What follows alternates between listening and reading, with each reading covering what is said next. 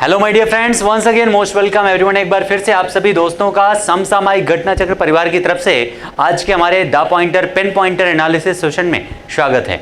जितने भी लोग हमारे साथ जुड़े हुए सेशन में, सबसे पहले एक बार सारे लोग सेशन को लाइक कर दीजिएगा, शेयर कर दीजिएगा सारे दोस्तों के बीच में। फिर हम बढ़ते हैं आज के हमारे सेशन की तरफ, जिसमें हम डिस्कस करने वाले हैं आज के अपने most important one liner points को और उनके एनालिसिस के बारे में। तो आइए बढ़ते हैं आज के सेशन की तरफ, अपने पहले क्वेश्चन की तरफ।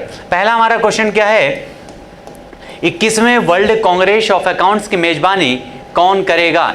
यहाँ पर आपका 21 इसका संस्करण है, सबसे पहले याद रखिएगा, ठीक है। ये इसका 21वां संस्करण है इस वर्ल्ड कांग्रेस ऑफ अकाउंट्स की, और इसकी मेजबानी किसके द्वारा की जाएगी, ये आपसे यहाँ पर क्वेश्चन पूछा गया है।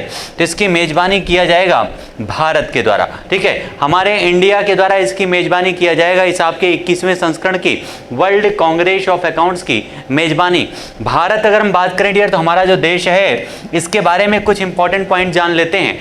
अगर हम भारत की बात करें तो हमारे देश का जो क्षेत्रफल है, जो एरिया है, वो लगभग 32,87,263 किलोमीटर स्क्वायर है। इसका जो नॉर्थ टू साउथ इसका जो विस्तार है वो लगभग 3214 किलोमीटर है, और इसका ईस्ट टू वेस्ट जो विस्तार है वो लगभग है 2933 किलोमीटर। 2933 किलोमीटर। यहाँ पर स्टेट कितने हैं, तो टोटल 28 राज्य हैं। यूनियन टेरिटरीज कितनी हैं, तो 8 यूनियन टेरिटरीज हैं, याद रखिएगा। इसमें हमारे देश के संविधान में, हमारा देश का जो संविधान है दुनिया का सबसे बड़ा संविधान है, ये पॉइंट याद रखिएगा। उसके अलावा हमारा देश का जो कोस्टल एरिया है, इस कोस्टल क्षेत्रफल लगभग कितना है, तो इसका जो क्षेत्रफल है लगभग 7516 किलोमीटर है, 1600 किलोमीटर है। टोटल बॉर्डर कितना है, तो टोटल बॉर्डर लगभग 15,200 किलोमीटर है। ये पॉइंट सारे हमारे देश से संबंधित है, भारत से संबंधित। हमारे देश की राजधानी क्या है, तो दिल्ली इसकी राजधानी है। नरेंद्र मोदी जी यहाँ के इस समय प्राइम मिनिस्टर हैं। रामनाथ कोविंद जी इस समय राष्ट्रपति हैं। ये सारे पॉइंट याद रखिएगा, रामनाथ कोविंद जी राष्ट्रपति हैं। ये सारे बेसिक पॉइंट थे हमारे देश से संबंधित, याद रखिएगा, मोस्ट इंपॉर्टेंट है, ठीक है। और हमारा देश आपको पता है दुनिया में दुग्ध उत्पादन में सबसे पहले स्थान पर है। पहले स्थान पर दुग्ध उत्पादन में कौन सा है, तो भारत है। नेक्स्ट हमारा क्वेश्चन है, किस राज्य में संगीत को बढ़ावा देने के लिए संगीत परियोजना की शुरुआत की गई है। किसको बढ़ावा देने के लिए, तो संगीत को बढ़ावा देने के लिए कौन से परियोजना की शुरुआत की गई है, तो संगीत परियोजना की शुरुआत किया गया है।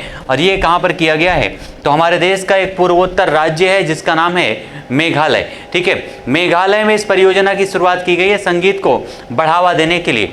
और नेक्स्ट है, oil and natural gas corporation limited ONGC ने स्वच्छ ऊर्जा के लिए किस देश के साथ में समझौता किया है। आपको पता है कि जितने भी ग्रीन एनर्जी से संबंधित जो कंट्री हैं, उनमें नॉर्डिक जो देश हैं वो सबसे शीर्ष पर हैं। कौन से, नॉर्डिक कंट्रीज जो हैं वो सबसे शीर्ष पर, इसमें नॉर्वे, फिनलैंड, आइसलैंड, ये सारे देश आते हैं। और इसमें ये जो समझौता है, oil and natural gas corporation limited ने किसके साथ स्वच्छ ऊर्जा के लिए समझौता किया है, तो ये किया है नॉर्वे के साथ में, ठीक है। नॉर्वे कहाँ पर है, तो यूरोप में है, याद रखिएगा, यूरोपियन कंट्री है नॉर्वे। और इसी नॉर्वे के साथ समझौता किया गया है ONGC के द्वारा।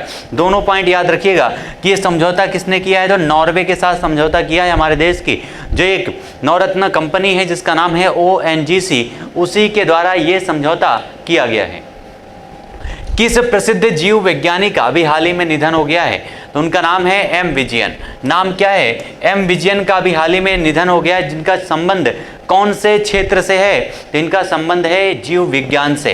क्वेश्चन इसी प्रकार से आपके एग्जाम में पूछे जाते हैं कि अभी हाल ही में M विजयन का निधन हो गया है, उनका संबंध कौन से क्षेत्र से है, तो आंसर क्या हो जाएगा, उनका संबंध है जीव विज्ञान से। नेक्स्ट हमारा क्वेश्चन है, किस देश से 2023 विश्व आइस हॉकी चैंपियनशिप की मेजबानी छीन ली गई है।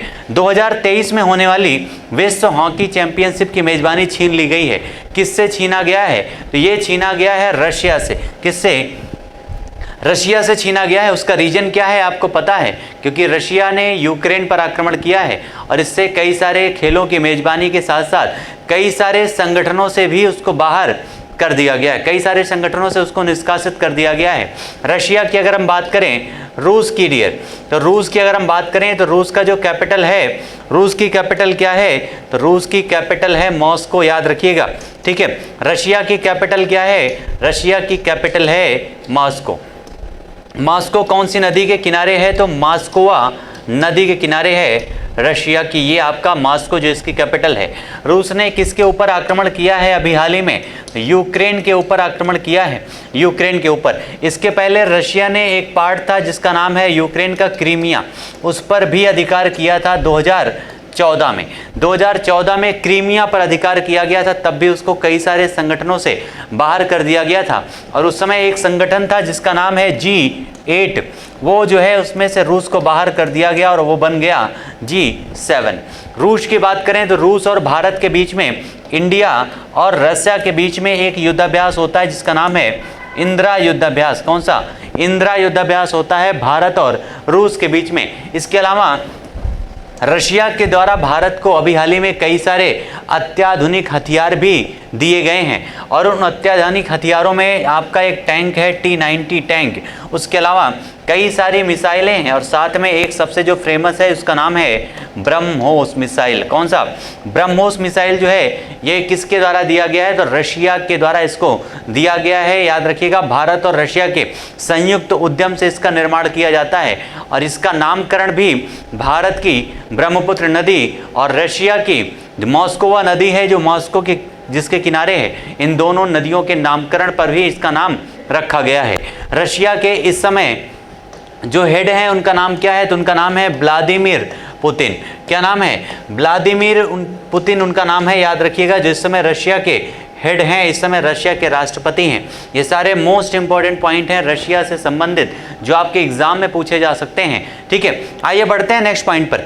अगला हमारा पॉइंट क्या है डियर, अगला नेक्स्ट क्वेश्चन हमारा है, किस देश से यहाँ पर मिसाइल लाइफ नामक पुस्तक, किसके द्वारा मिसाइल लाइफ नामक पुस्तक का विमोचन कहाँ पर किया गया है, तो मिसाइल लाइफ नाम की एक पुस्तक का विमोचन कहाँ पर किया गया है, तो इसका विमोचन किया गया है बीजिंग में। कहाँ पर, बीजिंग में किया गया, और बीजिंग है कहाँ पर, तो चाइना की कैपिटल है। इसी बीजिंग में अभी हाल ही में शीतकालीन ओलंपिक का आयोजन किया गया था। कौन सा, शीतकालीन ओलंपिक का आयोजन कहाँ किया गया था, इसी बीजिंग में किया गया था, याद रखिएगा। शी जिनपिंग चाइना के हेड हैं, और यही चाइना में आपका वुहान है जहाँ से कोरोना वायरस निकला था।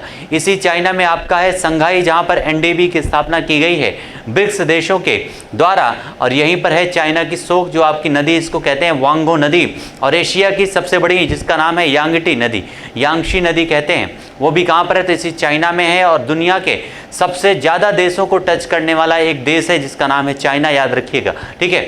सबसे ज़्यादा देशों को टच करने वाला देश भी चाइना है, और सबसे ज़्यादा पॉपुलेशन कहाँ पर है, तो इसी चीन में है। आइए बढ़ते हैं नेक्स्ट पॉइंट पर। आंसर क्या हो जाएगा, मिसाइल लाइफ नाम की पुस्तक का विमोचन कहाँ पर किया गया है, तो बीजिंग में किया गया है। और किसको स्लोवेनिया के प्रधानमंत्री के रूप में चुना गया है, प्रधानमंत्री कहाँ पर, स्लोवेनिया के प्रधानमंत्री के रूप में किसे चुना गया है, तो ये चुना गया है रॉबर्ट गोलोब को, ठीक है। रॉबर्ट गोलोब को चुना गया है स्लोवेनिया के प्राइम मिनिस्टर के रूप में। नेक्स्ट हमारा है, गूगल ने किस राज्य से समझौता किया है, गूगल के द्वारा कौन से राज्य से समझौता किया गया है, ये आपसे क्वेश्चन पूछा गया है, ठीक है। तो ये किसके साथ द्वारा किया गया है, तेलंगाना के साथ में ये समझौता हुआ है। और आपको पता है तेलंगाना आंध्र प्रदेश से अलग होकर बना हुआ एक राज्य है जिसका निर्माण 2014 में किया गया था, आंध्र प्रदेश से अलग करके, ठीक है। आंध्र प्रदेश से अलग करके तेलंगाना का निर्माण हुआ था, याद रखिएगा। और इसने किसके साथ में समझौता किया है, तो गूगल के साथ में किया है। और गूगल जो है, इसकी बात करें तो गूगल की जो स्थापना है सबसे पहले 1998 में 1998 में गूगल की स्थापना की गई थी। इस समय इसके जो सीईओ हैं उनका नाम क्या है, तो एक भारतीय हैं जिनका नाम है सुंदर पिचाई। क्या नाम है? सुंदर पिचाई इनका नाम है। और आपके गूगल जो है या जितने भी आप देखेंगे, गूगल हो गया, माइक्रोसॉफ्ट हो गया, इन सारी कंपनियों का हेडक्वार्टर कहाँ पर है? तो अमेरिका में है। ये पॉइंट भी याद रखिएगा, ठीक है। अगला हमारा क्वेश्चन है, किस राज्य में अपनी तरह की पहली जीन बैंक परियोजना, कौन सी जीन बैंक परियोजना? ये काफी इंपॉर्टेंट क्वेश्चन है, याद रखिएगा, 100% आपके एग्जाम में आने वाले क्वेश्चन है। जीन बैंक परियोजना की शुरुआत अभी हाल ही में कहां पर किया गया है? तो इसकी शुरुआत किया गया है महाराष्ट्र में। कहां पर? महाराष्ट्र में जीन बैंक परियोजना की शुरुआत की गई है। और अगर हम महाराष्ट्र की बात करें तो महाराष्ट्र की कैपिटल क्या है? महाराष्ट्र की कैपिटल है मुंबई। मुंबई को भारत की आर्थिक राजधानी या औद्योगिक राजधानी भी कहा जाता है, ठीक है। महाराष्ट्र को औद्योगिक राजधानी कहा जाता है, याद रखिएगा। उसके अलावा महाराष्ट्र में इस समय सीएम कौन है? तो उनका नाम है उद्धव ठाकरे। क्या नाम है? उद्धव ठाकरे उनका नाम है, जो इस समय महाराष्ट्र में चीफ मिनिस्टर हैं। और महाराष्ट्र में अगर हम बात करें तो कई सारे आपके पर्यटन स्थल भी हैं, जिनमें हमने आपके सामने डिस्कस भी किया था। कई सारे जो लगभग मध्यकालीन भारत की जो स्थापत्य कला के निर्माण है, जिनमें राष्ट्रकूट शासकों की कई सारी निर्माण कलाएं हैं, जिनमें आप देखेंगे अजंता की गुफाएं हैं, एलोरा की गुफाएं हैं। उसके अलावा औरंगाबाद जो आपका क्षेत्र है, ये कई प्रकार की कलाकृतियों की वजह से महाराष्ट्र का ये फेमस है, याद रखिएगा। महाराष्ट्र में राष्ट्रकूट वंश के शासकों के द्वारा काफ़ी सारे निर्माण करवाए गए हैं। उसके अलावा महाराष्ट्र की अगर हम बात करें तो महाराष्ट्र में आपका एक आपका जो बंदरगाह है, जिसका नाम है जवाहरलाल नेहरू बंदरगाह, न्याहा शेवा बंदरगाह भी कहाँ पर है? इसी महाराष्ट्र में है। और आपको पता है ऐतिहासिक दृष्टिकोण से जो सिंधु घाटी सभ्यता है, उसका एक स्थल था जिसका नाम है दायमाबाद। दायमाबाद सिंधु घाटी सभ्यता का सबसे दक्षिणी जो स्थल है, जिसका नाम है दायमाबाद, वो भी कहाँ पर है? तो वो भी महाराष्ट्र में ही है। ये सारे पॉइंट याद रखिएगा। महाराष्ट्र से संबंधित हमारा आंसर हो जाएगा पहला जीन बैंक परियोजना, महाराष्ट्र को इसको मंजूरी दी गई है। नेक्स्ट हमारा है, किस देश के राष्ट्रपति के द्वारा वैश्विक सुरक्षा पहल का प्रस्ताव रखा गया है? वैश्विक सुरक्षा पहल का प्रस्ताव किसके द्वारा रखा गया है? तो ये रखा गया है चीन के द्वारा। किसके द्वारा?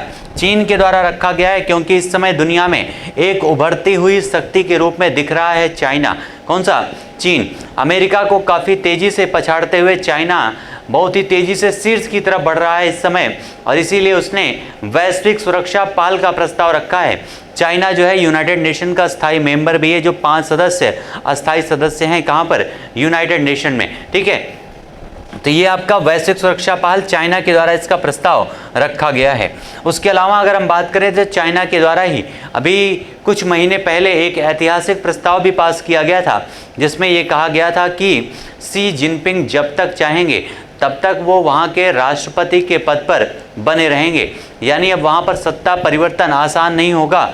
इस प्रकार से हिटलर शाही की जो व्यवस्था है वो उत्तर कोरिया के साथ साथ चाइना में भी काफ़ी चरम पर है। इस प्रकार से आंसर हमारा हो जाएगा यहाँ पर चाइना। इस क्वेश्चन का करेक्ट आंसर, अभी हाल ही में किस देश ने अपने खुद का चांद लॉन्च किया था? तो उसका नाम चाइना है।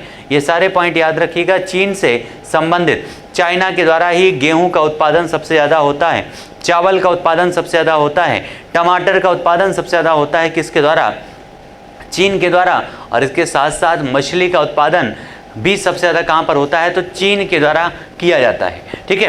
नेक्स्ट हमारा क्वेश्चन है, किस एयरलाइन कंपनी के द्वारा, कौन सी एयरलाइन कंपनी के द्वारा स्वदेशी नेविगेशन प्रणाली, कौन सा नाम क्या है? गगन। कौन सी एयरलाइंस कंपनी के द्वारा स्वदेशी नेविगेशन प्रणाली, नाम है गगन, इसको लॉन्च किया गया है, इसका जो है उपयोग किया गया है? तो ये किसके द्वारा किया गया है? इंडिगो के द्वारा। किसके द्वारा? इंडिगो। ये वही इंडिगो है जिसको अभी कुछ दिन पहले जिसके ऊपर जुर्माना लगाया गया है। और जुर्माना लगाने की वजह क्या थी?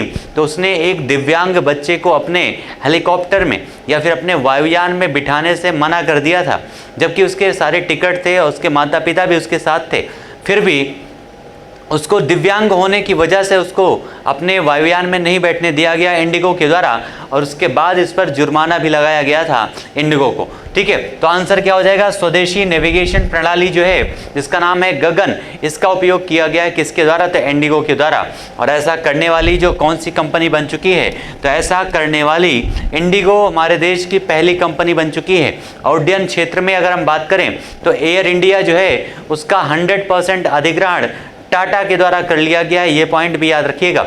और उड्डयन मंत्रालय की अगर बात करें डियर, तो हमारे देश में उड्डयन मंत्रालय का जो कार्यभार है इस समय कौन संभाल रहा है, तो उनका नाम है ज्योतिरादित्य सिंधिया, जिनका संसदीय क्षेत्र जो है आपके मध्य प्रदेश राज्य से बिलोंग करता है। ठीक है, तो इस प्रकार से आंसर हमारा क्या हो जाएगा, यहाँ पर इंडिगो करेक्ट आंसर हो जाएगा। गगनयान, गगनयान यहाँ पर याद रखिएगा, हमारे देश के द्वारा एक मिशन भी लॉन्च किया जाना है जिसका नाम है गगनयान। नेक्स्ट हमारा है लॉर्सन एंड टोब्रो, LNT ने ग्रीन हाइड्रोजन प्रौद्योगिकी विकसित करने के लिए किस प्रौद्योगिकी संस्थान के साथ में समझौता किया है, तो कौन से प्रौद्योगिकी संस्थान के साथ में ये समझौता किया गया है, तो ये किया गया है IIT बॉम्बे के साथ में ये समझौता हुआ है। हमारे देश में टोटल IIT कितनी है, 23 हैं, लेकिन हमारे देश में पहली बार अभी हाल ही में एक IIT देश के बाहर खोलने की घोषणा की गई है। और ये कौन से देश में घोषणा किया गया है, तो इस IIT की स्थापना किया जाएगा UAE में। कहाँ पर, UAE में इसकी स्थापना की जाएगी, देश के बाहर भारत के द्वारा स्थापित किया जाने वाला पहला IIT कहाँ पर होगा, UAE में। याद रखिएगा, काफ़ी इंपॉर्टेंट क्वेश्चन यहाँ से बन सकते हैं। ठीक है, चलिए, तो इस प्रकार से आंसर हमारा क्या हो जाएगा, IIT बॉम्बे हमारे इस क्वेश्चन का हो जाएगा करेक्ट आंसर।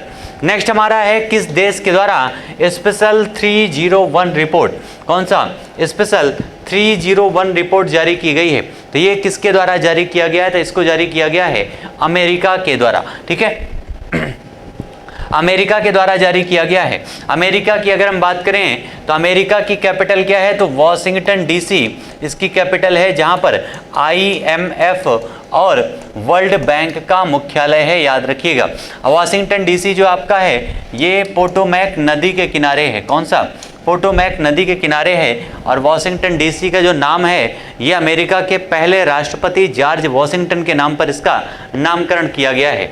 उसके अलावा अगर हम बात करें अमेरिका के प्रेसिडेंट कौन है, तो उनका नाम है जो बाइडन।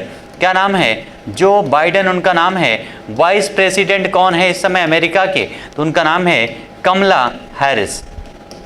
क्या नाम है, कमला हैरिस एक भारतीय मूल की महिला हैं, ये पॉइंट भी याद रखिएगा अमेरिका से संबंधित। उसके अलावा भारत और अमेरिका के बीच में अगर हम बात करें, इंडिया और अमेरिका के बीच में एक युद्धाभ्यास होता है जिसका नाम है मालाबार युद्धाभ्यास।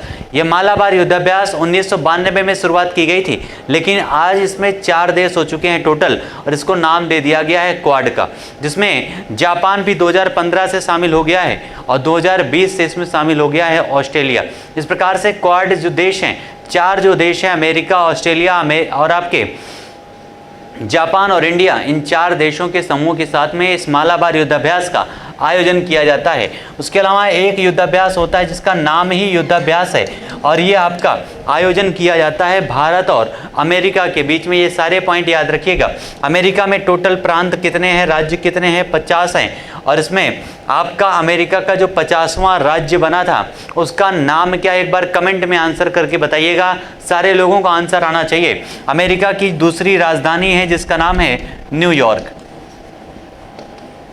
इसी न्यूयॉर्क में UNO का मुख्यालय है, याद रखिएगा। यूनाइटेड नेशन ऑर्गेनाइजेशन का मुख्यालय कहाँ पर है, तो इसी UNO में है, जो आपका कहाँ पड़ता है, न्यूयॉर्क में पड़ता है। और न्यूयॉर्क कौन सी रिवर के किनारे है, तो उसका नाम है हडसन नदी। ठीक है, अमेरिका और कनाडा के बॉर्डर पर, अमेरिका जो आपका उत्तरी अमेरिका में पड़ता है, अमेरिका और कनाडा के बॉर्डर पर ही कई सारे झीलें भी हैं जो विश्व प्रसिद्ध हैं, जिनमें इरी झील है, ओंटारियो है, उसके अलावा मिशिगन झील है जो अमेरिका में पड़ता है, मिशिगन। ठीक है, ये सारी झीलें काफ़ी प्रसिद्ध हैं जो आपके एग्जाम में कई बार पूछा जाता है। उसके अलावा सुपीरियर झील भी कहाँ पर है, तो यहीं पर है। ठीक है, आइए बढ़ते हैं नेक्स्ट पॉइंट पर। किस देश को अपनी सेवाओं का विस्तार करने के लिए 820 करोड़ रुपए के अतिरिक्त वित्त पोषण की मंजूरी दी गई है? अपनी सेवाओं का विस्तार करने के लिए 820 करोड़ रुपए के अतिरिक्त वित्त पोषण की मंजूरी किसके द्वारा दी गई है? तो ये दिया गया है इंडिया पोस्ट पेमेंट बैंक के द्वारा। ठीक है, कौन सी बैंक को? तो इंडिया पोस्ट पेमेंट बैंक को दिया गया है, याद रखिएगा। और हमारे देश में बैंकों का रेगुलेशन किसके द्वारा किया जाता है? तो बैंकों का रेगुलेशन किया जाता है आरबीआई के द्वारा। किसके द्वारा? आरबीआई के द्वारा किया जाता है। आरबीआई की अगर हम बात करें तो आरबीआई का गठन 1926 के यंग कमीशन, कौन सा? यंग कमीशन तथा 1934 के अधिनियम के आधार पर किया गया है। इसी दोनों के आधार पर आरबीआई का गठन 1935 में किया गया था। कब किया गया था? तो 1935 में किया गया था। आरबीआई एक ऐसा बैंक है जिसने भारत यानी इंडिया और पाकिस्तान दोनों के बैंकों के रूप में काम किया है। ये पॉइंट याद रखिएगा। किससे? आरबीआई से, रिजर्व बैंक ऑफ इंडिया से संबंधित। उसके अलावा आरबीआई के जो पहले गवर्नर थे उनका नाम था सर ऑसबॉर्न स्मिथ। नाम क्या है? सर ऑसबॉर्न स्मिथ इनका नाम है। और इस समय अगर हम बात करें हमारे देश में आरबीआई के गवर्नर कौन है? तो उनका नाम है शक्तिकांत दास। क्या नाम है? शक्तिकांत दास जी उनका नाम है, याद रखिएगा। आरबीआई से संबंधित ये सारे मोस्ट इंपॉर्टेंट फैक्ट है। आरबीआई का कार्य क्या होता है? तो विदेशी विनियमन को बनाए रखना, उसके अलावा देश में मुद्राओं को जारी करना और बैंकों का रेगुलेशन करना भी इसका कार्य होता है आरबीआई का। नेक्स्ट हमारा क्वेश्चन है, किसको पेरू के द्वारा सर्वोच्च राजनयिक पुरस्कार से सम्मानित किया गया है? किसे पेरू के द्वारा सर्वोच्च राजनयिक पुरस्कार से सम्मानित किया गया है? तो उनका नाम है अर्देशिर बीके दुबास को। अर्देशिर बीके दुबास को सम्मानित किया गया है। किससे?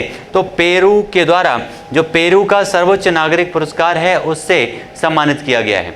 अगला हमारा क्वेश्चन है, किसको शिवालिक स्मॉल फाइनेंस बैंक के एमडी और सीईओ के रूप में नियुक्त किया गया है? तो शिवालिक स्मॉल फाइनेंस बैंक के एमडी और सीईओ बनाया गया है अंशुल स्वामी को। और किसको इंडिफी टेक्नोलॉजीज में सलाहकार के रूप में नियुक्त किया गया है?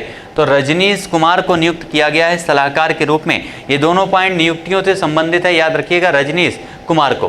किस बैंक के द्वारा वरिष्ठ नागरिकों के लिए एक नई सुविधा को लॉन्च किया गया है? कौन से बैंक के द्वारा वरिष्ठ नागरिकों के लिए एक नई सुविधा को लॉन्च किया गया है?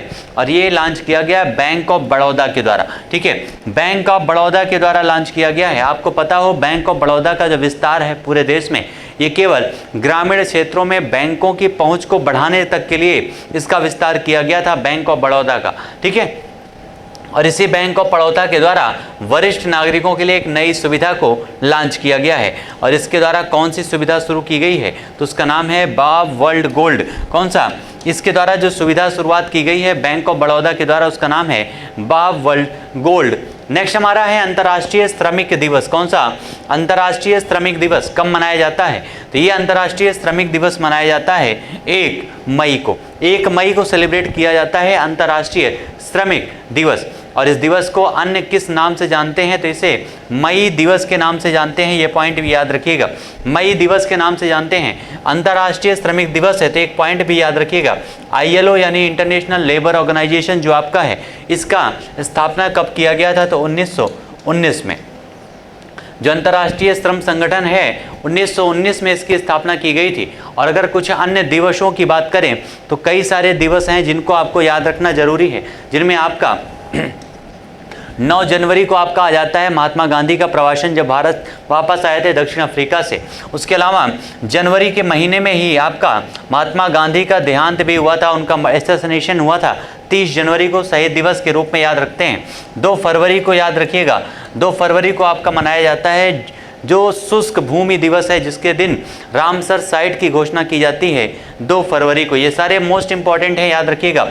मार्च के महीने में आपका 20 मार्च, 21 मार्च, 22 मार्च, 23 मार्च, 24 मार्च, ये सारे दिवस इंपॉर्टेंट हैं। जिसमें 20 मार्च के दिवस में आपको विश्व गौरैया दिवस और खुशहाली दिवस मनाया जाता है। 21 मार्च को सेलिब्रेट किया जाता है कौन सा दिवस? तो 21 मार्च को मनाया जाता है वन संरक्षण दिवस। उसके अलावा 22 मार्च को क्या मनाया जाता है? तो 22 मार्च को मनाया जाता है विश्व जल दिवस। 23 मार्च को क्या मनाया जाता है?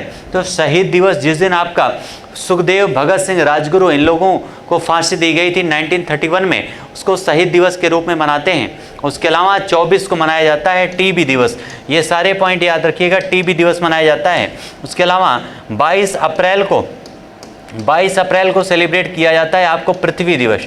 विश्व पृथ्वी दिवस आपका मनाया जाता है, विश्व पृथ्वी दिवस मनाया जाता है कब? तो 22 अप्रैल को मनाया जाता है। 22 मई को क्या मनाया जाता है?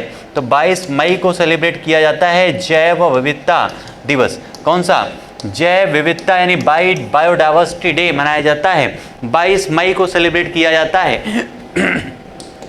5 जून को क्या मनाया जाता है? तो पर्यावरण दिवस सेलिब्रेट किया जाता है 5 जून को। 21 जून को क्या मनाया जाता है? तो योग दिवस मनाया जाता है। योग दिवस 21 जून को मनाया जाता है। ये सारे पॉइंट याद रखिएगा, मोस्ट इंपॉर्टेंट हैं, काफ़ी इंपॉर्टेंट ये सारे पॉइंट हैं जो आपके दिवस से संबंधित हैं। अगला हमारा क्वेश्चन है, भारत में प्रथम बार यह दिवस किस पार्टी के द्वारा मनाया गया था? इसे मनाया गया था द लेबर किसान पार्टी ऑफ हिंदुस्तान के द्वारा। किसके द्वारा? द लेबर किसान पार्टी ऑफ हिंदुस्तान के द्वारा इसे सेलिब्रेट किया गया था। नेक्स्ट हमारा है अंतर्राष्ट्रीय जैज दिवस कब सेलिब्रेट किया जाता है? अंतर्राष्ट्रीय जो जैज दिवस है इसको मनाया जाता है 30 अप्रैल को। 30 अप्रैल को। और किस संस्था के द्वारा सेलिब्रेट किया जाता है? तो यूनेस्को के द्वारा। ठीक है, यूनेस्को के द्वारा इसको मनाया जाता है। यूनेस्को की अगर हम बात करें तो यूनेस्को जो है, ये जो यूनेस्को है ये इसका हेडक्वार्टर कहाँ पर है? ये पेरिस में है, याद रखिएगा। कहाँ पर? इसका हेडक्वार्टर है पेरिस में। ठीक है, यूनेस्को का हेडक्वार्टर है पेरिस में, याद रखिएगा। पेरिस यानी फ्रांस। फ्रांस की जो कैपिटल है जिसको कहते हैं फैशन की नगरी, क्या कहते हैं? फैशन की नगरी कहा जाता है, यहीं पर है इसका मुख्यालय। और यहीं पेरिस में आपका 2024 का होने वाला है ओलंपिक। 2024 का ओलंपिक होने वाला है। यूनेस्को का फुल फॉर्म क्या होता है? United National Educational Scientific and Cultural Organization. इसका फुल फॉर्म होता है आपके यूनेस्को का। और इसी के द्वारा विश्व धरोहर स्थलों की भी घोषणा की जाती है। विश्व धरोहर स्थलों की घोषणा की जाती है। हमारे देश में इस समय विश्व विरासत स्थल के रूप में 40 स्थल हो चुके हैं, जिनमें 39वें और 40वें स्थल के रूप में रामप्पा मंदिर कहाँ पर है? तेलंगाना में है। उसके अलावा धौलावीरा कहाँ पर है? धौलावीरा गुजरात में है। इन सारी जगहों पर, इन दोनों जगहों पर याद रखिएगा, इनको 39वें और 40वें स्थल के रूप में विश्व विरासत सूची में स्थान दिया गया है। ठीक है, ये सारे पॉइंट याद रखिएगा, यूनेस्को से संबंधित मोस्ट इंपॉर्टेंट हैं, जिसके द्वारा इंटरनेशनल जैज डे मनाया जाता है। और वर्ष 2022 में इस दिवस की थीम क्या है? A call for global piece and unity इसकी थीम रखी गई है। अगला हमारा है, कार्यस्थल पर सुरक्षा और स्वास्थ्य का विश्व दिवस कब सेलिब्रेट किया जाता है? तो इसको मनाया जाता है 28 अप्रैल को। 28 अप्रैल को मनाया जाता है कार्यस्थल पर सुरक्षा और स्वास्थ्य का विश्व दिवस। और ये जो दिवस है ये किस अंतर्राष्ट्रीय संस्था के द्वारा? तो अंतर्राष्ट्रीय लेबर ऑर्गेनाइजेशन यानी ILO, जिसके बारे में हमने बताया था अभी आपका 1919 में जिसकी स्थापना की गई थी। और इस 2022 में इस दिवस की थीम क्या रखी गई है? तो 2022 में इस दिवस की थीम है सकारात्मक सुरक्षा और स्वास्थ्य संस्कृति का निर्माण करने के लिए मिलकर कार्य करें, ये इसकी थीम रखी गई है। और international girls in ICT day कब मनाया जाता है? International girls in ICT day April महीने के चौथे गुरुवार को मनाया जाता है, अप्रैल मंथ के चौथे गुरुवार को। लेकिन इस बार कब मनाया गया है? तो इस बार ये मनाया गया है 28 अप्रैल को। यानी इस बार का जो चौथा गुरुवार था अप्रैल महीना का, वो पड़ा था 28 तारीख को, और 28 अप्रैल को इसको सेलिब्रेट किया गया है। 2022 में इसकी थीम क्या है? तो इसका जो थीम है वो है पहुंच और सुरक्षा यानी एक्सेस एंड सेफ्टी, इसकी इस बार थीम रखी गई है 2022 में। अगला हमारा दिवस है विश्व बौद्धिक संपदा दिवस। कौन सा? विश्व बौद्धिक संपदा दिवस कब सेलिब्रेट किया जाता है? तो विश्व बौद्धिक संपदा दिवस मनाया जाता है 26 अप्रैल को। 26 अप्रैल को मनाया जाता है और जिसकी थीम है IP and youth innovating for a better future, इसकी थीम रखी गई है 2022 में। अगला हमारा है अंतर्राष्ट्रीय चेरनोबिल आपदा स्मरण दिवस कब मनाया जाता है? तो ये आपका 26 अप्रैल को मनाया जाता है। चेरनोबिल कहाँ पर है? तो यूक्रेन में है। यूक्रेन में उस समय कब, जहाँ पर ये आपका 1984 में जब यह दुर्घटना हुई थी चेरनोबिल में, तब वो किस में था? तो उस समय ये जो आपका चेरनोबिल है ये USSR में था। किस में? USSR में था, जो इस समय अस्तित्व में नहीं है। USSR में था, याद रखिएगा, 1984 में USSR में। और ये आपका दिवस मनाया जाता है 26 अप्रैल को, जहाँ पर एक गैस के लीक होने की वजह से परमाणु ठीक है। ये लीक होने की वजह से वहाँ पर काफ़ी सारे लोगों का अकाल मृत्यु हो चुकी थी। याद रखिएगा, जिस प्रकार से हमारे देश में भोपाल में 1984 में हुआ था भोपाल गैस त्रासदी, जिसमें MIC मिथाइल आइसोसाइनेट के जो है एक प्रकार से लीक होने की वजह से हजारों लोगों ने अपनी जान गंवा दिया था। चलिए, ये घटना कब हुई थी? तो 86 में। याद रखिएगा कब हुआ था? 86 में, सॉरी। चलिए, 26 अप्रैल 1986 में। जो आपका 84 में हुआ था वो भोपाल गैस त्रासदी है MIC गैस की लीक होने की वजह से। आपदा ये कहाँ पर हुई थी? तो यूक्रेन में। और उस समय कहाँ पर था? तो सोवियत संघ में, क्योंकि सोवियत संघ का विघटन हो चुका है 1991 में और ये सारे देश उसमें से अलग हो चुके हैं। ठीक है, आइए बढ़ते हैं नेक्स्ट पॉइंट पर। अंतर्राष्ट्रीय प्रतिनिधि दिवस ये कब मनाया जाता है? तो अंतर्राष्ट्रीय प्रतिनिधि दिवस सेलिब्रेट किया जाता है 25 अप्रैल को। और ये जो दिवस है संयुक्त राष्ट्र संघ के किस सम्मेलन के वर्षगांठ का प्रतीक है? ये सैन फ्रांसिस्को सम्मेलन का प्रतीक है। याद रखिएगा, कौन से? सैन फ्रांसिस्को सम्मेलन का प्रतीक है ये अंतर्राष्ट्रीय प्रतिनिधि दिवस, जो मनाया गया था 25 अप्रैल 1945 में। यूएनओ जो आपका है, यूनाइटेड नेशन ऑर्गेनाइजेशन, UNO, अभी हमने बताया था इसका जो है 24 अक्टूबर 1945 में स्थापना किया गया था। और हेड ऑफिस तो अभी हमने डिस्कस किया था, कहाँ पर है? न्यूयॉर्क में है। ठीक है, तो 24 अक्टूबर को इसका दिवस मनाया जाता है। यूएनओ डे के रूप में भी सेलिब्रेट किया जाता है। नेक्स्ट हमारा है विश्व मलेरिया दिवस। कौन सा? विश्व मलेरिया दिवस कब मनाया गया है? तो 25 अप्रैल को इसको भी सेलिब्रेट किया जाता है, विश्व मलेरिया दिवस। इसकी थीम क्या रखी गई है? तो मलेरिया रोग के बोझ को कम करना और जीवन बचाने के लिए नवाचार का उपयोग, या फिर harness innovation to reduce the malaria disease burden and save lives, इसकी थीम रखी गई है। अगला हमारा क्वेश्चन है, विश्व स्वास्थ्य संगठन ने किस वर्ष तक मलेरिया उन्मूलन का लक्ष्य निर्धारित किया है? कब तक? तो मलेरिया के उन्मूलन का लक्ष्य निर्धारित किया गया है विश्व स्वास्थ्य संगठन यानी WHO के द्वारा। WHO के द्वारा कब तक? तो 2030 तक निर्धारित किया गया इसका लक्ष्य। याद रखिएगा, 2030 तक। और नेक्स्ट हमारा क्वेश्चन है, शांति के लिए बहुपक्षवाद और कूटनीति का अंतर्राष्ट्रीय दिवस, international day of multilateralism and diplomacy for peace, ये कब मनाया गया है? तो इसको सेलिब्रेट किया गया है 24 अप्रैल को। और इस दिवस को मनाने की शुरुआत जो है संयुक्त राष्ट्र महासभा के द्वारा कब की गई थी? तो इसको सेलिब्रेट किया गया था, इसकी शुरुआत की गई थी संयुक्त राष्ट्र महासभा के द्वारा वर्ष 2018 में। ठीक है, 2018 से इसको मनाने की शुरुआत की गई थी, याद रखिएगा। और इसे 24 अप्रैल को मनाया जाता है। विश्व पुस्तक एवं कॉपीराइट दिवस कब मनाया जाता है? तो ये 23 अप्रैल को मनाया जाता है, विश्व पुस्तक एवं कॉपीराइट दिवस। और ये दिवस किस संस्था के द्वारा मनाया जाता है? इसे यूनेस्को के द्वारा सेलिब्रेट किया जाता है।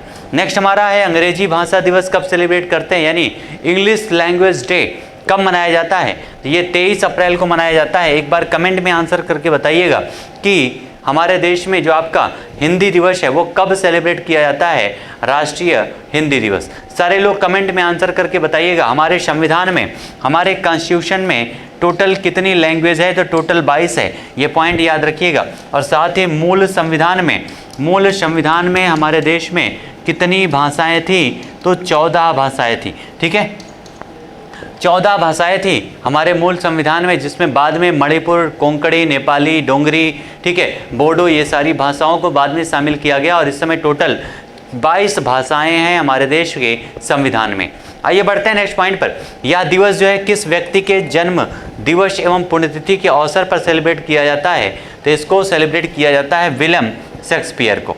विलियम शेक्सपियर की जन्मतिथि पर सेलिब्रेट किया जाता है। और भारत का शेक्सपियर किसको कहते हैं? तो उनका नाम है कालिदास। ठीक है, कालिदास को कहा जाता है भारत का शेक्सपियर। और कालिदास की अगर हम बात करें तो कालिदास की रचनाएं कौन कौन सी हैं? तो याद रखिएगा, कालिदास के द्वारा कुमार संभवम, उसके अलावा अभिज्ञान शाकुंतलम, मेघदूतम, ऋतुसंहार, ये सारी रचनाएं किसकी हैं? तो कालिदास की हैं। ये सारे पॉइंट भी नोट कर लीजिएगा।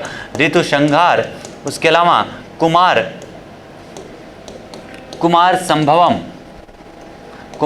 संभवम, उसके अलावा आपका अभिज्ञान शाकुंतलम, ये सारी मोस्ट इम्पॉर्टेंट रचनाएं हैं जो कालिदास से संबंधित है, आपके एग्जाम में पूछी जाती हैं, कई बार ये सारे क्वेश्चन पूछे जा चुके हैं। विश्व टूना दिवस, वर्ल्ड टूना डे कब मनाया जाता है? 2 मई को सेलिब्रेट किया जाता है वर्ल्ड टूना डे। और हाल ही में सरदार पटेल की मूर्ति का अनावरण कहाँ पर किया गया है? सरदार पटेल की एक प्रतिमा का अनावरण किया गया है, कहाँ पर? तो सनातन मंदिर सांस्कृतिक केंद्र मारखम में। ठीक है, सनातन मंदिर केंद्र ये आपका मारखम है, कहाँ पर? तो कनाडा में है, याद रखिएगा। यहीं पर इस सरदार पटेल हमारे देश के पहले गृह मंत्री और पहले उप प्रधानमंत्री सरदार पटेल जो हैं उन्हीं की प्रतिमा का अनावरण किया गया है सनातन मंदिर सांस्कृतिक केंद्र मारखम में। और मारखम है कहाँ पर? तो ये कनाडा में है, याद रखिएगा, कहाँ पर? कनाडा में। सरदार पटेल की बात करें तो हमारे देश के पहले उप प्रधानमंत्री कौन थे? तो सरदार पटेल थे। उसके अलावा पहले गृह मंत्री कौन थे? तो सरदार पटेल थे। इनके द्वारा बारदौली के आंदोलन का नेतृत्व किया गया था, याद रखिएगा। बारदौली के आंदोलन का नेतृत्व 1928 में इनके द्वारा किया गया था। और यहीं की महिलाओं के द्वारा, यहीं बारदौली की महिलाओं के द्वारा ही इनको नाम दिया गया था सरदार। क्या नाम दिया गया था? सरदार नाम दिया गया था। सरदार पटेल की दुनिया में सबसे ऊंची मूर्ति जिसका नाम है स्टैचू ऑफ यूनिटी, 182 मीटर की प्रतिमा है, कहाँ पर है? केवड़िया, याद रखिएगा, केवड़िया, ये आपका गुजरात में है, यहीं पर स्थापित की गई है, जिसका नाम है स्टैचू ऑफ यूनिटी। ठीक है, स्टैचू ऑफ यूनिटी नाम है, याद रखिएगा। लगभग कितनी है? तो स्टैचू ऑफ यूनिटी जो है इसकी ऊंचाई है 182 मीटर, 182 मीटर इसकी जो है ऊंचाई है, याद रखिएगा। 182 मीटर दुनिया की सबसे ऊंची प्रतिमा है, जिसे कहाँ पर स्थापित किया गया है? केवड़िया, गुजरात में। सरदार सरोवर डैम भी यहीं पर है। कौन सा? सरदार सरोवर डैम, सरदार सरोवर बांध यहीं पर स्थापित किया गया है। और कौन सी नदी पर स्थापित किया गया है? तो ये नर्मदा नदी पर स्थापित किया गया है। और केवड़िया जो है ये भी नर्मदा नदी के किनारे है। ये सारे पॉइंट याद रखिएगा। सरदार पटेल की हमारे देश को एकीकरण करने में सबसे ज़्यादा योगदान रहा है। आज इतना अखंड भारत हम देखते हैं, ये भारत का निर्माण जो है सरदार पटेल के द्वारा ही किया गया था, इसको विस्तृत रूप दिया गया था। इसका अनावरण किसके द्वारा किया गया? इस प्रतिमा का जो मारखम में, तो हमारे देश के प्राइम मिनिस्टर नरेंद्र मोदी जी के द्वारा इसका अनावरण किया गया है। और सनातन मंदिर सांस्कृतिक केंद्र मारखम ये है कहाँ पर? तो ओंटेरियो कनाडा में है। ओंटेरियो एक झील भी है, याद रखिएगा, कनाडा और अमेरिका के बॉर्डर पर। ठीक है, नेक्स्ट हमारा है महाराष्ट्र दिवस। कब सेलिब्रेट किया जाता है? तो महाराष्ट्र दिवस को मनाया जाता है 1 मई को। और महाराष्ट्र राज्य की स्थापना कब की गई थी? तो 1 मई 1960 में। आपको पता हो 1960 में महाराष्ट्र और गुजरात ये दो जो हैं, दो राज्य जो है अलग हुए थे 1960 में। 1 मई 1960 में महाराष्ट्र राज्य का गठन किस राज्य को विभाजित करके किया गया था? तो बम्बई को विभाजित किया गया था और गठन किया गया था महाराष्ट्र, और दूसरा राज्य बना था गुजरात। और गुजरात दिवस कब मनाया जाता है? तो आप जब एक ही दिन विभाजित हुआ है, एक ही जगह से विभाजित किया गया है, तो 1 मई सेम दिवस पर सेलिब्रेट किया जाता है। और एक अलग प्रांत के रूप में बम्बई को विभाजित करके गुजराती भाषियों के लिए एक अलग राज्य बना दिया गया, गुजरात राज्य की स्थापना कर दी गई 1 मई 1960 को। ठीक है, अगला हमारा क्वेश्चन है भारत संयुक्त अरब अमीरात आर्थिक भागीदारी समझौता कब लागू हुआ है? तो 1 मई 2022 से लागू होगा। इंडिया और यूएई के बीच में ये जो समझौता है इकोनॉमिक पार्टनरशिप का, ठीक है, इकोनॉमिक पार्टनरशिप का भारत और यूएई के बीच समझौता 1 मई 2022 से लागू हो जाएगा। नेक्स्ट हमारा क्वेश्चन है दोनों देशों के मध्य में यह समझौता कब हस्ताक्षरित किया गया है? तो 18 फरवरी 2022 को हस्ताक्षरित किया गया था। और आपको पता है कोविड काल में जो वर्ल्ड कप का आयोजन किया गया था या आईपीएल का आयोजन किया गया था, वो सारे आयोजन कहाँ पर कराए गए थे? तो यूएई में ही कराया गया था। और अभी हमने डिस्कस भी किया है कि यूएई में ही भारत एक नया आईआईटी खोलने वाला है। भारत का पहला विदेश में जो स्थापित होने वाला आईआईटी है वो कहाँ पर बनने वाला है? तो यूएई में बनने वाला है। और साथ ही साथ यूएई भारत के जो ब्रिक्स जो देश हैं, यानी आपका जो उसका नाम है एनडीबी, ब्रिक्स देशों के द्वारा जो स्थापित एक बैंक है जिसका नाम है एनडीबी, इस एनडीबी बैंक के समूह में सदस्यों के रूप में यूएई भी शामिल हो चुका है। और अभी हाल ही में एफएटीएफ यानी फाइनेंशियल एक्शन टास्क फोर्स की लिस्ट में, ग्रे लिस्ट में यूएई को भी शामिल किया गया है। आइए बढ़ते हैं नेक्स्ट पॉइंट पर। Open for all digital ecosystem किसके द्वारा लॉन्च किया गया है? Open for all digital ecosystem ये आपका ICICI बैंक के द्वारा लॉन्च किया गया है, याद रखिएगा, ठीक है। और इस सेवा का उपयोग किसके लिए किया जाएगा, तो सूक्ष्म लघु एवं मध्यम उद्यमों के लिए इसका उपयोग किया जाएगा। इस सेवा के तहत इंस्टा OD प्लस के माध्यम से कितने रुपए तक की ओवरड्राफ्ट सुविधा उपलब्ध कराई गई है, तो इसके लिए लगभग 25 लाख रुपए तक की ओवरड्राफ्ट सुविधा ICICI बैंक के द्वारा उपलब्ध कराई गई है। अगला हमारा क्वेश्चन है, राष्ट्रीय पाठ्य चर्चा की रूपरेखा के आधिकारिक निर्देश पत्र का शुभारंभ किसने किया है, तो ये शुभारंभ किया गया केंद्रीय शिक्षा मंत्री धर्मेंद्र प्रधान के द्वारा। केंद्रीय शिक्षा मंत्री धर्मेंद्र प्रधान के द्वारा राष्ट्रीय पाठ्य चर्चा की रूपरेखा के आधिकारिक निर्देश पत्र का शुभारंभ किया गया है। नेक्स्ट हमारा है, राष्ट्रीय शिक्षा नीति 2020 कितने क्षेत्रों में राष्ट्रीय पाठ्य चर्चा की रूपरेखा विकसित करने की सिफारिश करती है, तो ये नई आपकी नीति है राष्ट्रीय शिक्षा नीति। ये 4 क्षेत्रों में इसमें परिचर्चा करने के लिए इसको निर्धारित किया गया है, सिफारिश की गई है 4 क्षेत्रों में। और सेमीकॉन इंडिया 2022 का आयोजन कब से कब तक किया जाएगा, तो 29 अप्रैल से 1 मई तक आयोजन किया जाएगा। और ये कहाँ पर होगा, तो बेंगलुरु यानी कर्नाटका की कैपिटल में IT city of India, Bharat के बगीचे के नाम से जाने जाने वाला बेंगलुरु में इसकी जो है आयोजन की गई है सेमीकॉन इंडिया 2022 की। इस प्रकार से आज के हमारे सेशन के जो भी मोस्ट इंपॉर्टेंट क्वेश्चन बनते थे वन लाइनर सेशन के द पॉइंटर से संबंधित, उन सारे क्वेश्चन को हम लोगों ने यहाँ पर डिस्कस कर लिया है। उम्मीद करते हैं सारे पॉइंट आप लोगों को समझ में आए होंगे, और एक बार कमेंट में आंसर करके जरूर बताइएगा आज का सेशन कैसा रहा आप सभी लोगों के लिए, ठीक है। मिलते हैं फिर से अपने अगले सेशन में, तब तक के लिए आप सभी लोगों को thank you so much all my dear, thank you so much everyone.